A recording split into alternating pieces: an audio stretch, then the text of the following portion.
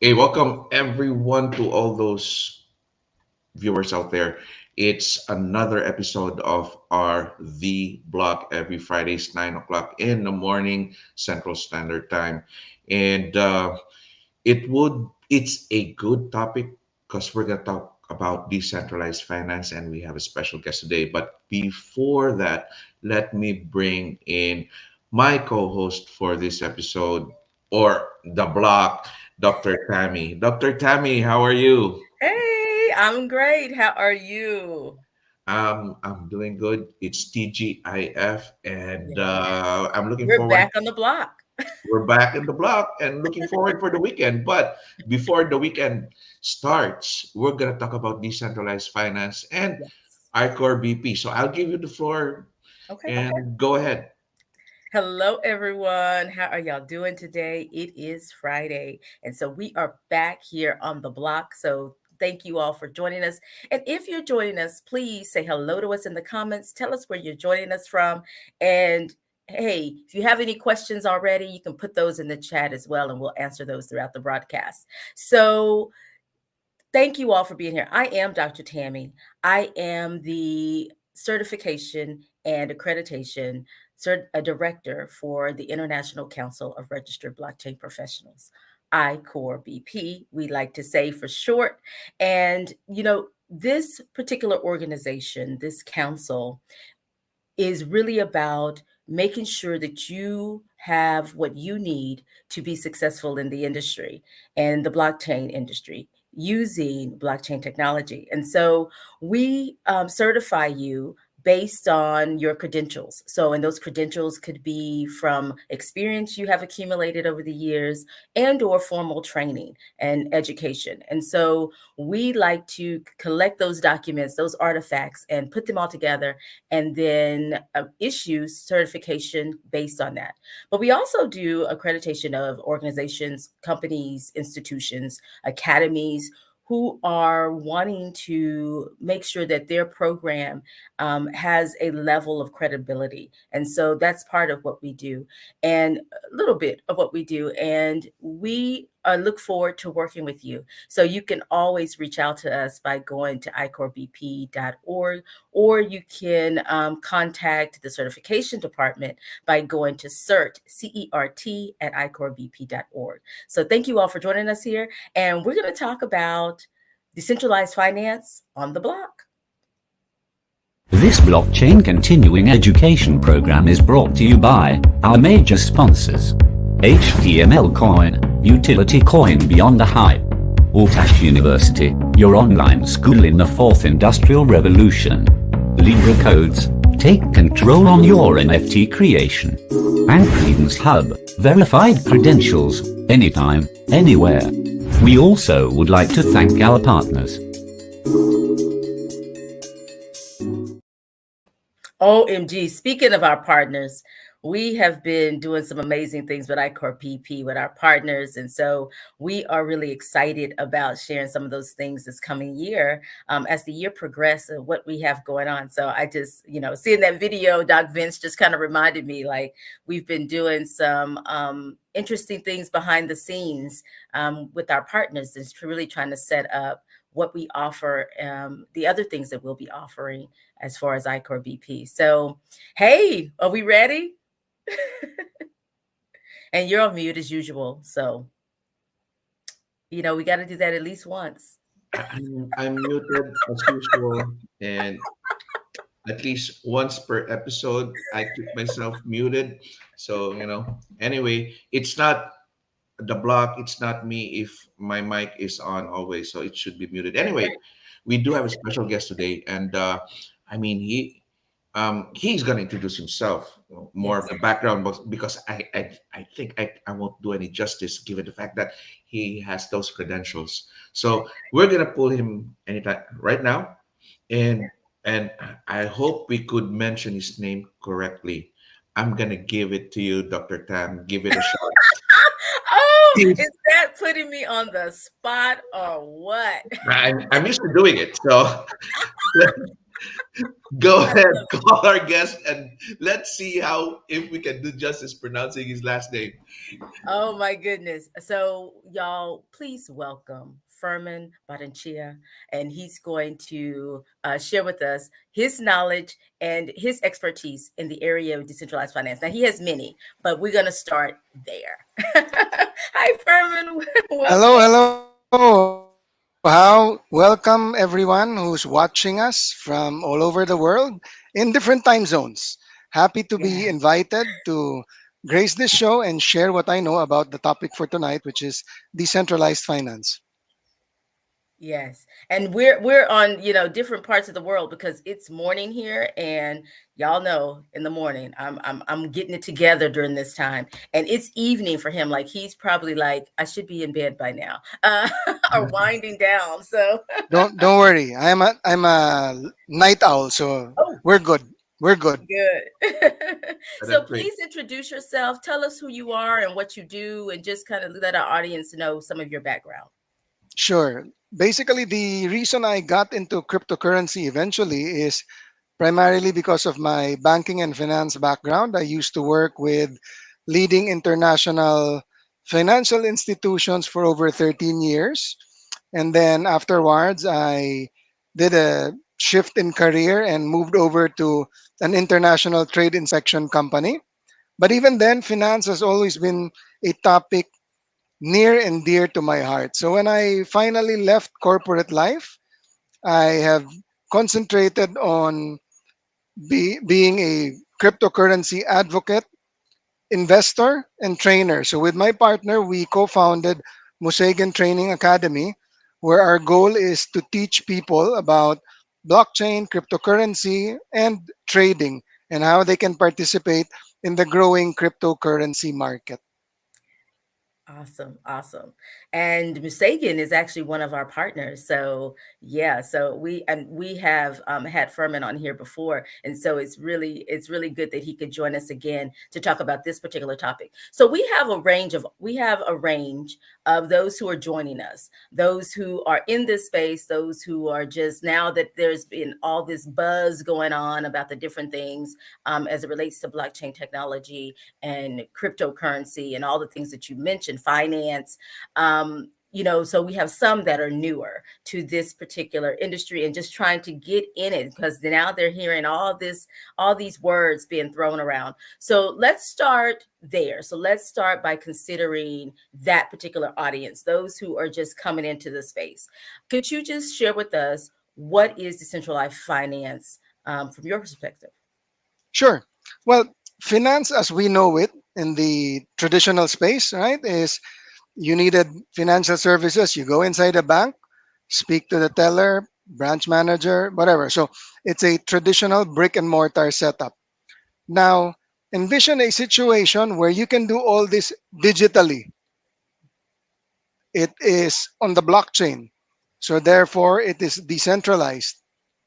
It is permissionless, where you do not need any third party to tell you, oh, by the way, you've exceeded your limit, you can't touch your money, or let's say, we're going to have maintenance on our server, so therefore, for the next 48 hours, you can't access your funds. I'm sure many of us have had experiences like this, right? Where the bank will tell you, okay, you won't be able to access it because ABC.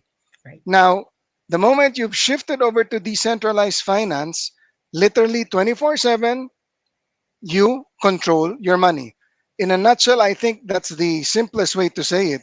It's where you are in control of your money, primarily because it's on the blockchain. So it's decentralized, transparent, everybody can see it.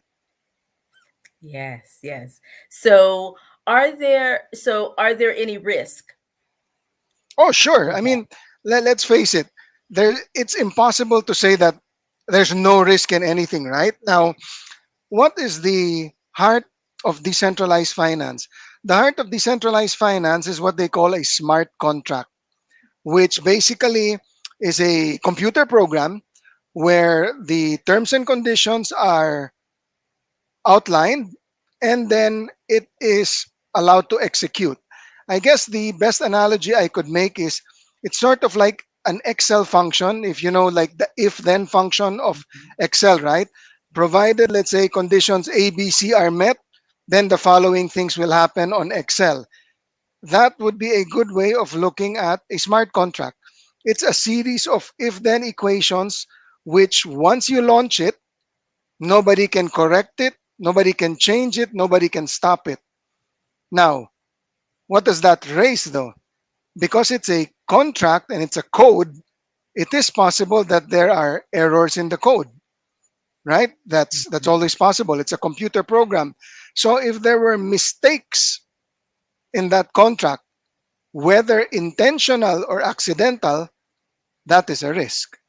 And that is why one of the things that is part and parcel for the leading decentralized finance projects is they do have their codes or the contracts audited by third parties like Certic and other audit firms whose main job really is to go over the code with a fine-toothed comb and see if there are any areas of vulnerability. If they do find some, then they report this back to the project proponent so that they can work on correcting the problem. So generally that is probably your biggest risk because it's a computer code. So if it was intentional, then you're going to have what many have seen in the space. You'd have rug pulls, you would have hacks because there were bugs in the code. Doc Vince, go ahead. Oh no, I'm thinking of asking about use cases on decentralized finance. Maybe you could share us one use case example about companies using DeFi. Sure, let's use the simplest one.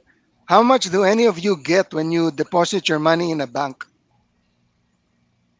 If you get if you get 1%, you're probably jumping for joy. You're asking if is it monthly or annual? Annual, because it really depends. If you're asking monthly, nada. I know Annual, nothing. 0.1%. If it depends on even in the inflation rate. Right, right. Now, look at the equivalent in decentralized finance. You could have a stable coin, say like USDT, USDC. On decentralized finance platforms, you would probably get a minimum of 5%. And that's for stable coins. If you're looking now at cryptocurrencies, depending on what token it is, you will have platforms which can pay you 24, 30% or more. So that's one use case I can think of right away. Just the amount of interest which you're able to get from decentralized finance as opposed to the traditional finance. One of the reasons that's possible is precisely because it's decentralized.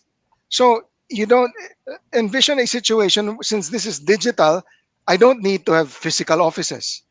I don't need to have branch networks. Mhm. I don't need to have tellers. So all of these are actually costs which add up. Now, if you have a situation where you are freed from having to maintain these costs, then that gives you now the latitude to basically offer your depositors, let's use the term loosely, depositors a higher yield. That's just one example. That's the easiest I can think of because I'm sure most of us globally have had the experience of having fantastic rates on our savings accounts. Just fantastic. One of the things that I'm thinking is you have those yields, should I say 1%, 2% on DeFi. Some of them would even give it a day or two, but where do they get the percentage or commission that they're gonna add to your account? How does Oh, that work? sure. Now, remember, since we're talking here about finance, so if there are people investing or saving money, on the other side of the spectrum, there are people borrowing. Hmm. So that's where they get it from. These platforms who are paying you money are in turn lending it out at a higher rate. The same way a bank would do it, except the main difference is probably that the spread between what they're paying you as the depositor and what they're charging the customer is much narrower. That's why they're able to give the depositor a higher yield compared to traditional banking. Dr. Tammy? So when we were talking about use cases, so now I'm, thinking about ICORBP, and this is really talking about blockchain professionals and looking at the professions.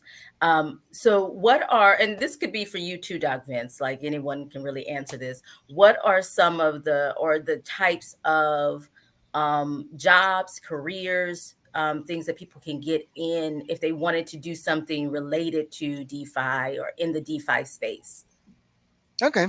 Well, my answer to that would also be related to Doc Vince's earlier question about use cases. So, whatever you have in traditional finance today, if it doesn't have an equivalent yet in decentralized finance, it eventually will. Okay, so people who are into asset management, there is a decentralized finance equivalent. People who are into insurance, there is a decentralized finance equivalent. People who are into, let's say, prediction, there Mhm. is a decentralized finance equivalent. So the critical component there really is eventually things that are present in the brick and mortar setup Mhm. are going to have an equivalent in decentralized finance if they don't have it yet. It will come. I truly believe it's not a question of if, but a question of when. So to be able to participate in that growing space, then you need to have the proper education and training. And What going is that? through and going, well, ICORBP is one of those institutions because you're going to need to go to an institution where you can learn more about the blockchain and all of its related branches because there's many, right? Blockchain is really just the tip of the iceberg. Like it's the starting point. Then you're going to look at what if I wanted to be a smart contract developer, right? What if I wanted to be more into the financial spectrum? What if Mhm. I wanted to be in the marketing side of, let's say, the digital space? So there are going to be many branches that come out of understanding first the underlying blockchain technology and how it is going to change business as we know it. Yeah, so I think, so I think that goes into our partners and the people we partner with. The people we partner with offer the education, so that way they then can come to us for that certification or for compiling those credentials into one certification. So I think that is really good. So, Doc Vince, did you have something? I saw you. Yeah, I have two questions. First is we're talking about the different professions with regards to blockchain, but my question would be number one, the adoption of blockchain there in the Philippines, and and also your comment probably on a bigger scale on a global aspect, wherein what's the blockchain adoption, and number two is we've talked about this while we were off screen, regulations. Um, well, how are the regulators looking at blockchain, more specifically on DeFi? Right. Well, let's tackle that in two stages. First, if we're looking at blockchain per se, I guess let's make a distinction because many people seem to look at cryptocurrency and blockchain as one and the same or interchangeable. They're not. Mhm. Blockchain is an underlying technology, and it so happens that cryptocurrency, you can argue, would be one of the examples of the application of blockchain technology. But there's so much more to blockchain than just cryptocurrency. So, in terms of blockchain itself, I don't think you're going to find governments which are opposed to the idea of blockchain. And I think many countries are already looking and studying how the blockchain can introduce certain efficiencies, especially if you're looking at industries which are heavily data driven, right? So that's why finance was a natural candidate for the blockchain. You would also have industries like insurance, the medical field, the legal profession. Industries which are heavily data driven lend themselves very well to the blockchain because you're now putting it on, by putting it on the blockchain, you're making it transparent for everybody to see. You're making it decentralized. So you minimize, if not eliminate, the what they call the or what we call the single point of failure.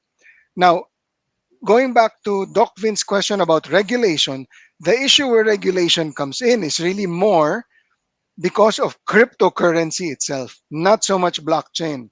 And that's where you will have different countries having different positions on cryptocurrency. We can go to, let's say, countries like El Salvador, which already recognize Bitcoin as legal tender, to countries, let's say, like China, where they are banning cryptocurrency, and you will have a whole host of countries in between. Let's say, like in the Philippines, where they do have regulations governing cryptocurrency, but they're probably somewhere in the middle. So you're going to have countries which fall into different categories, ranging from favorable to unfavorable. And depending on how they view cryptocurrency, that in turn will have an impact on the sort of services and products you will see companies rolling out in particular countries. Let's use Binance as an example. Binance is probably the biggest global exchange, but you can see that the countries where they set up, their preference will be to set up in countries which are more crypto friendly. They do have an operation, for example, in the United States, but more regulated. And for example, the number of trading pairs available to, let's say, a US citizen are much less compared to, let's say, a user of Binance in Asia. Mm. So that's just an example of how the regulations will impact how they can operate and what service offerings would be available. Yeah, I noticed that even here in the States, Binance USA on the state of Texas, it's not allowed. They don't operate Binance USA here. Since Dr. Tammy's a Texan as well. So do you have a Binance? Don't think they won't allow us to have one. Anyway, yeah, Dr. Tammy, you have a question for me.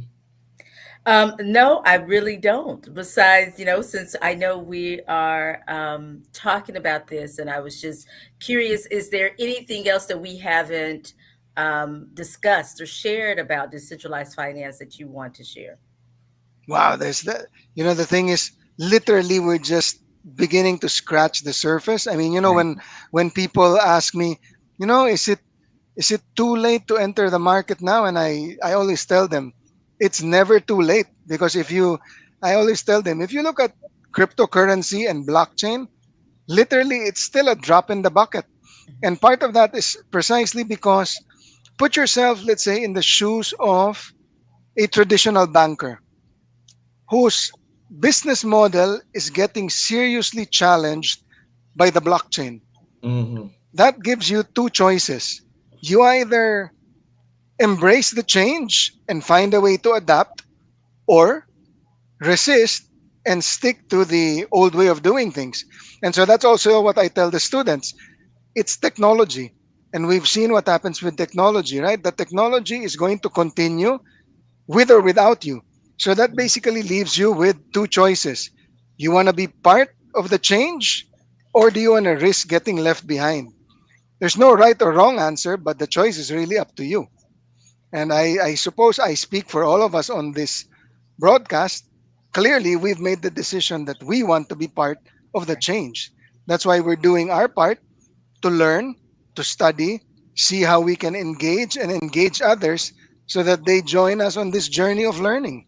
Right.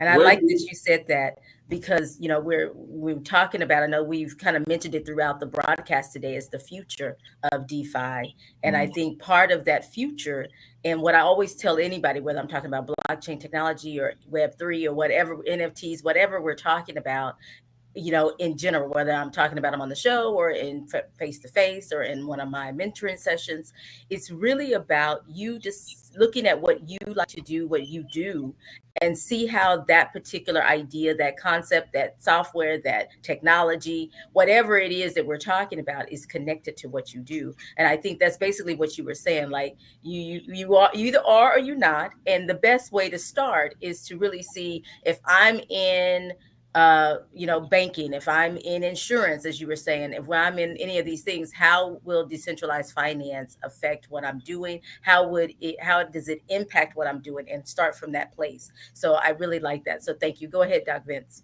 Once we have an adoption with blockchain, decentralized finance, where do you see banks 5 years from now?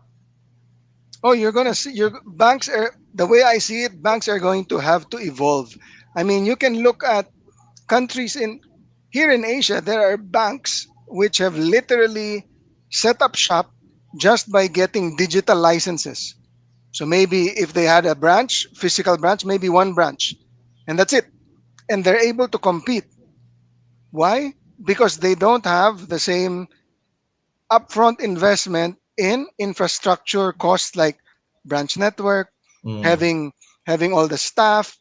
So it's a way of, in a way you can say, it's an equalizer. It helps people get up to speed quicker, and you're able to compete with more established players even if you might be literally a tenth of the size.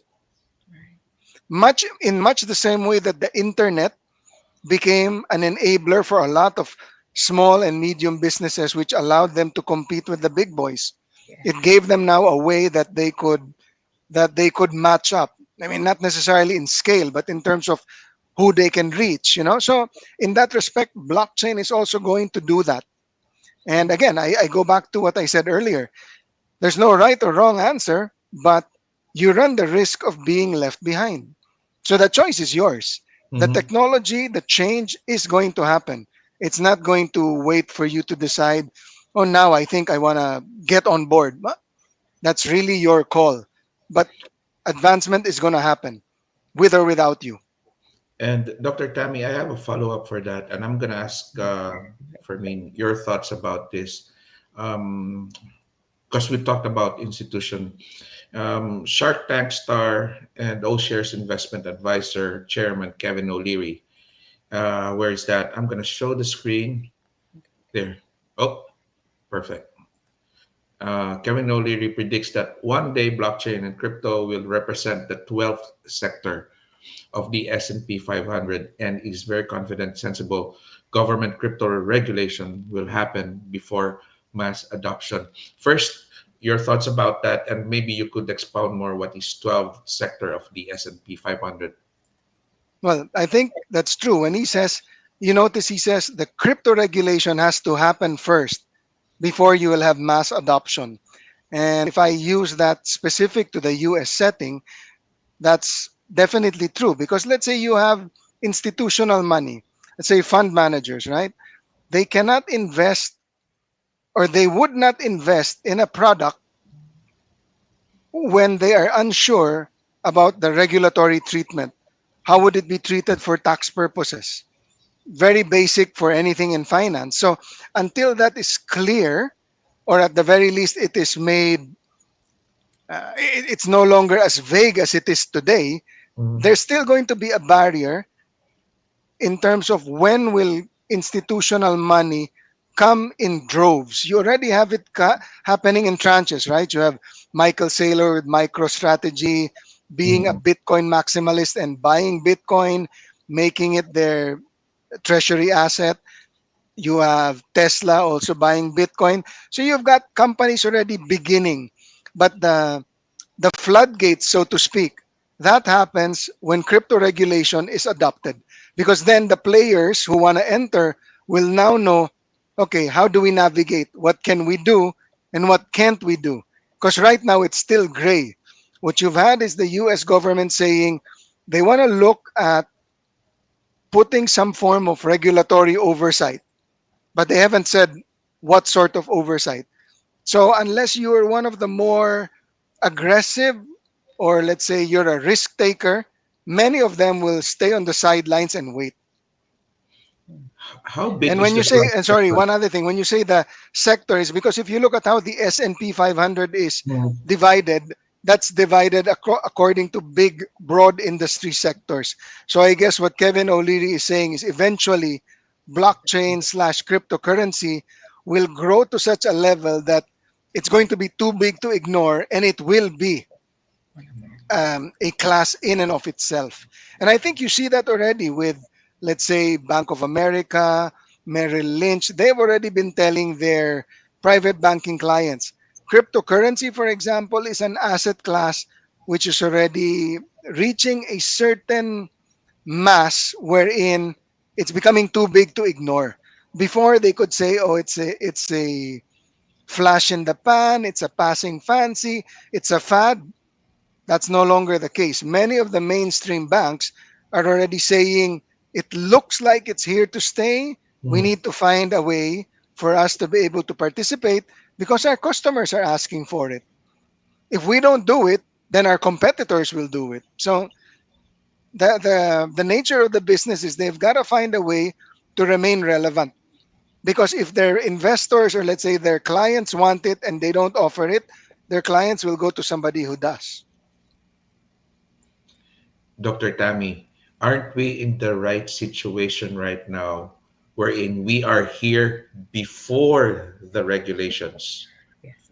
We are really positioned in that one, especially with the blockchain industry, because Yep. once all of this, we have those regulations coming up, it's being recognized by the government.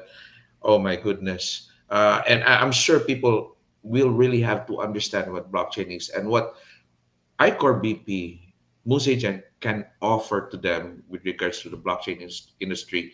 Right. You got anything more, Dr. Tam? I agree. Like, I think this is one of the reasons we are doing the show, right? This is one of the reasons we're having these conversations. Is one, to educate everyone about the topics, but then also to encourage. Like, you need to pursue if you really want. And I love Furman's thing. Like, you choose. Like, the choice is yours. You choose. It's time to decide if you're going to get on board or not, and just do it. Like, just start. Just start somewhere. And I think the things that we offer here are really, that start. And so I don't know if Furman has any resources or things that he has available, maybe even through Musagan. But if you have any resources, please feel free to share those with our audience as well. Sure, but I think first and foremost is Doc Vince and Doc Tammy have said the same thing. Critical component here: invest in yourself. Invest in yourself. Learn. There are so many free tutorials that you can find on YouTube. Now, obviously, you're not going to become an expert with just free videos on YouTube. Then you Mhm. go to specialized institutions like ICORBP, which will give you specific courses. And I'm pretty sure with all the course offerings that they have, there is probably one that you're going to find which resonates with you. And that can be your starting point into a possible new career. Because mark my words, blockchain is going to change industry as we know it. It will. So Yeah, get on board, make let's that go. change, be part of it. Let's I, go. I got several questions just keep popping up. Do we still have time? 5 minutes more. Uh, for me, Sure. your thoughts about CBDC, Tether, Um, mhm. and other crypto for DeFi? Well, CBDC, for example, now CBDC is, it's not a cryptocurrency, and it's not a stable coin. It's something in the middle.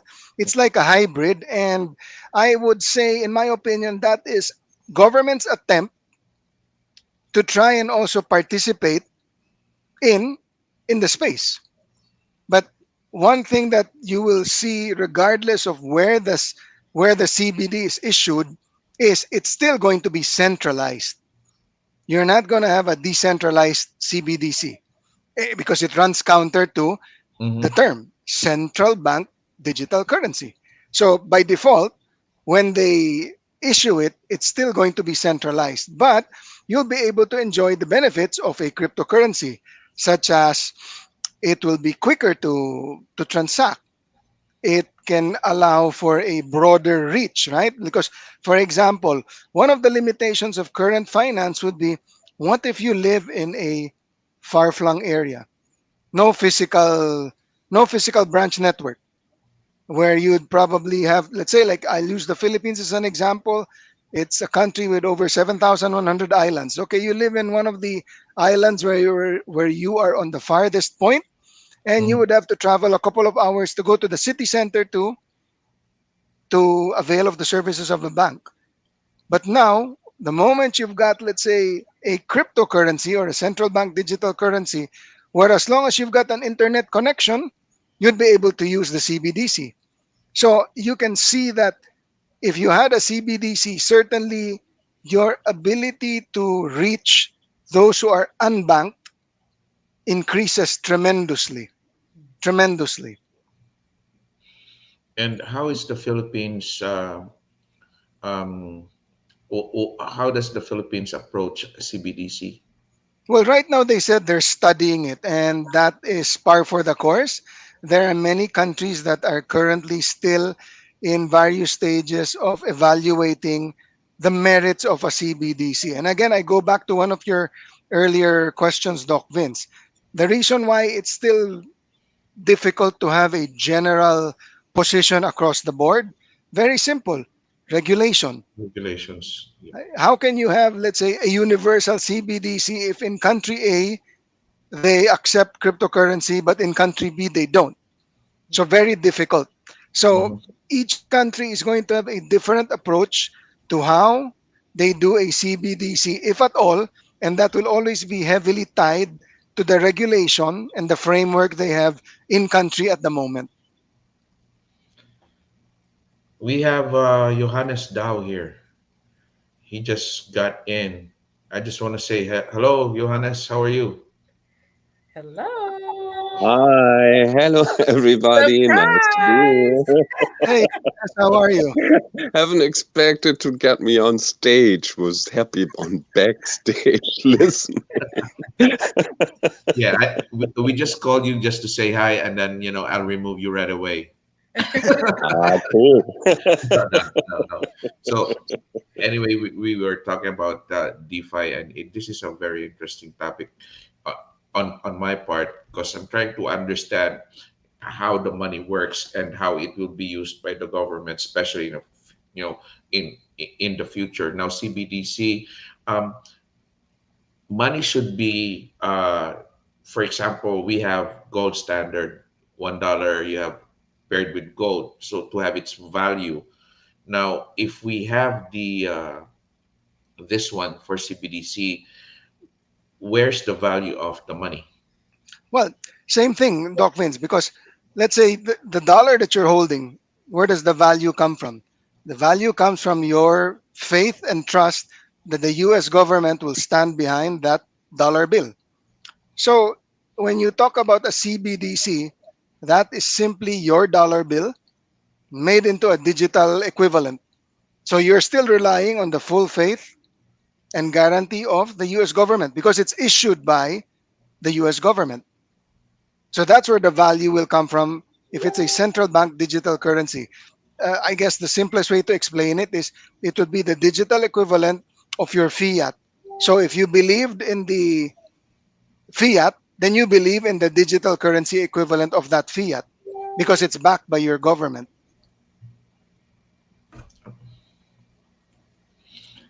I got nothing more to ask. Dr. Tam, Johannes, you want to add more? You want to share about DeFi? He's like, I just wanted to watch. Something like that. Maybe to the last one. I think the big difference is there is no limit, like maximum supply with CDBC so far. So this, in a way, makes a bit of difference to the other cryptos we actually have. It will be very interesting how far the chains themselves will be public, at least in means of the transactions or actions upon them. So we don't see too many CDBCs, even like the digital euro or something like that, and in technical implementation. So it's not really clear how far the actions upon them will be visible. But if even the CDBCs, even as pretty similar to the paper money we actually have, will be a huge advance in means of money laundering and so on and so on, because there will be more, let's say, insight. Even if not just for the public, at least for the government. And I don't know how far the government has to publish at least details, even if it's a complete privacy thing, then how they roll it out. So in any way, there is even if attached one-to-one, and what we already have with our funny money like credit cards or banking cards, with it's completely electronic already. It just shows euros or dollars instead of a CDBC euro or dollar.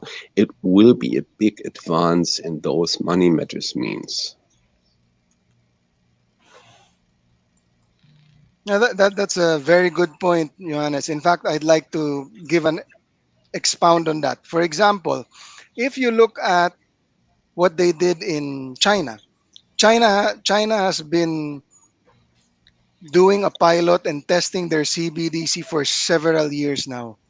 But what they did, for example, was they they partnered with the big digital merchants like Alibaba, and basically said, if you accept digital payments at the moment, you also have to accept the digital currency that we're going to issue Mhm. once we do it. So with that sort of, let's say, directive, with one fell swoop, you now have pretty much a nationwide footprint.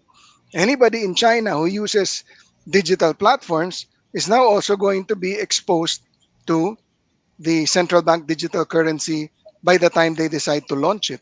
But again, that varies from country to country. Not everybody can do it in that sort of scale. Some of them may opt to do a pilot wherein they're testing it only at the wholesale level, meaning between, let's say, central bank and the banks. You may have others testing it between central bank and the retail level. You will have others testing it across both spectrums, like what China is doing. So, again, even in terms of how that gets implemented going forward, there are many variations as to how it could be done. And again, I think as we mentioned earlier, part of that, it starts with what's the regulatory framework. Until there is clarity on that, you're not going to have any government issue a CBDC without having a regulation governing it. Highly unlikely. Mhm. Yes, absolutely agree. But even if it's just retail CDBCs, I think it will be an advance of the, let's say, money players working together. If you Mhm. watch and what's the current stage of like banking transactions internally or to other banks or even between states, um, this is far from being effective in nowadays view. So let's say making those procedures more effective will have a good outcome, I bet. Oh, certainly. I agree with you. I agree with you 100% on that. Using the blockchain will certainly make things quicker, more quicker and more efficient.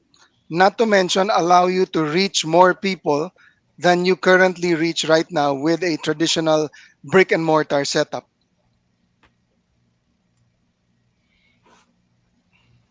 Well, I got nothing more to ask with Fermin, and I would like to thank yeah, Professor Johannes for being here, our surprise guest, and Dr. Tammy. Yeah, anything more that you want to add, Dr. Well, I'm Tammy? just curious as to what Fermin has going on now. Like, what are you up to now, and how can folks connect with you outside of hanging out with us? What are you doing, and how can we connect with you?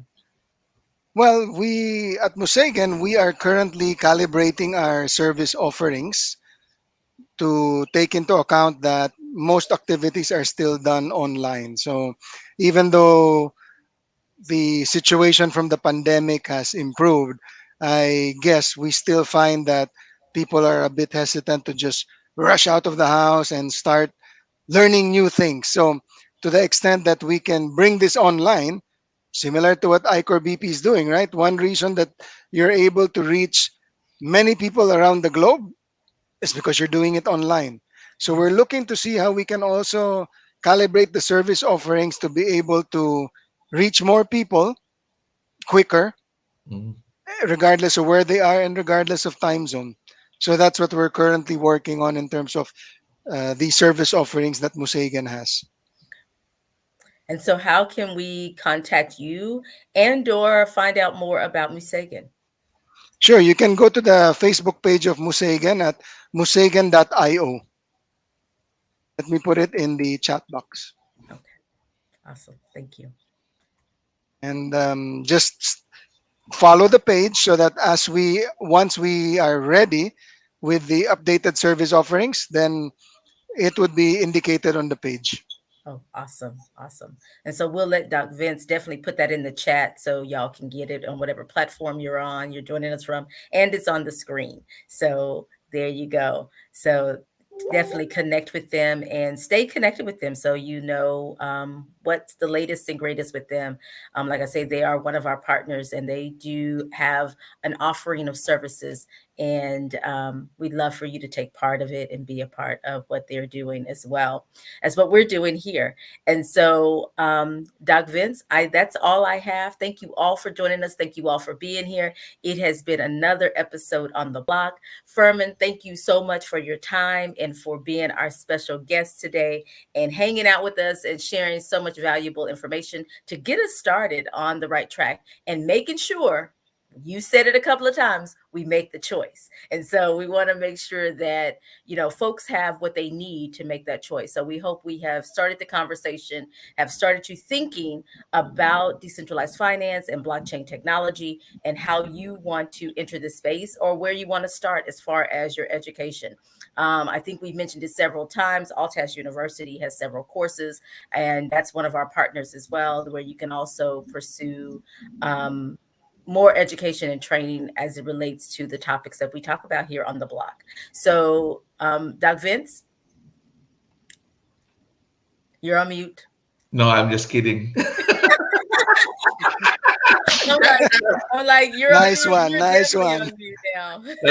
I gotcha. Anyway, yeah, thank you for me. Final thoughts, if final words, if you want to say something, and then after that, we'll be leaving. Again, thank you, Dr. Tammy, for being a great co-host. And for me, should I give you the floor? Yes, please. Final thoughts, final message, and Well, we'll be out. um, I'd like to end by just saying that the space continues to grow. Not just decentralized finance, blockchain itself continues to grow. So I think I bear with me if I sound repetitive because we're truly advocates of education.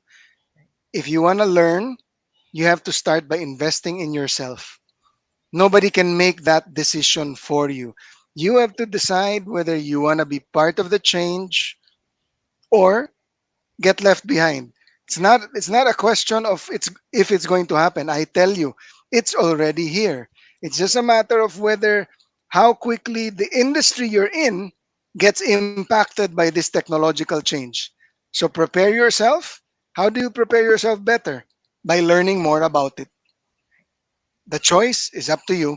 But at least if you do decide to take that first step, you know that there are institutions like Althash University, ICORBP, Musegan, which are here to offer courses which can help you on your journey. And again, thank you for inviting me. It was my pleasure. I look forward to being able to share insights and knowledge with you and the rest of your viewers in the future. Yes, you'll be back. Don't worry. We'll be back. I think we already have you on the schedule. So, yes, you will be back. So, thank you so much. Thank We you so much. appreciate you. And for those of you who are joining us live or via the replay, we appreciate you. Make sure that you comment, even if you're on the replay, say hello to us in the comments. And if you have any questions as you're watching the broadcast on whatever platform you're joining us from, please be sure to put those in the comments and we'll definitely come back and address those and or give you the resources you need to send you in the right direction. Thank you all for being here.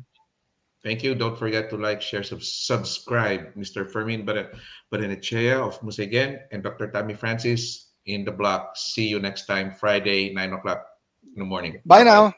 Bye.